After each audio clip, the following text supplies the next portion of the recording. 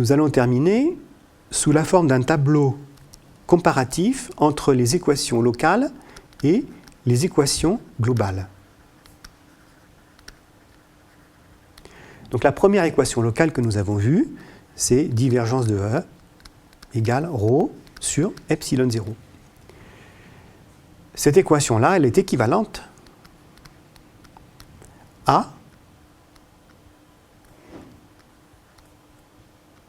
flux de E au travers une surface fermée égale somme des charges internes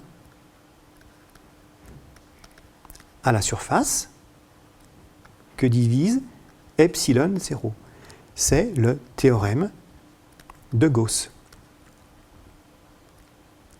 Vous pouvez donc utiliser soit la forme locale, soit la forme globale. Ça, c'est en fonction du problème ou de l'exercice que vous avez à résoudre. On regarde quelle est la version la plus adaptée au problème.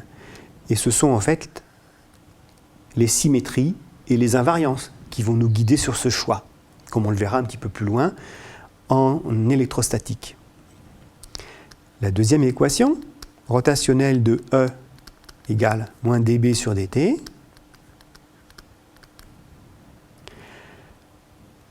se met sous forme globale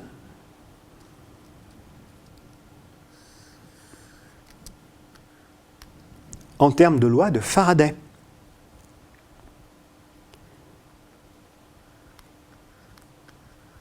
Intégrale sur un contour fermé de E scalaire dl égale petit e égale moins d phi de b sur dt. C'est la loi de Faraday.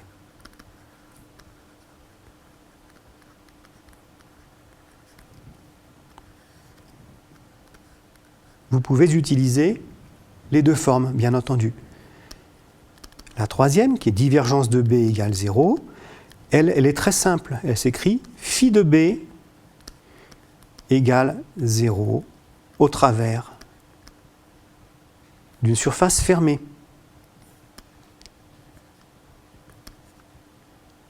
Autrement dit, B est un flux conservatif.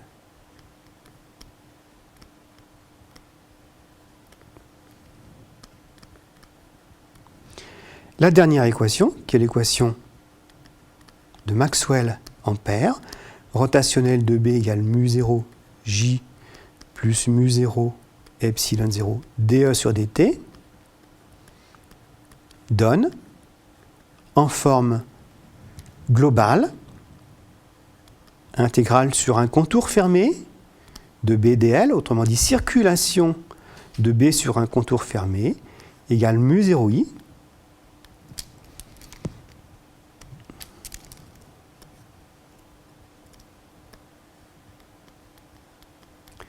plus epsilon 0 d de phi de E sur dt, qu'on appelle théorème d'Ampère généralisé.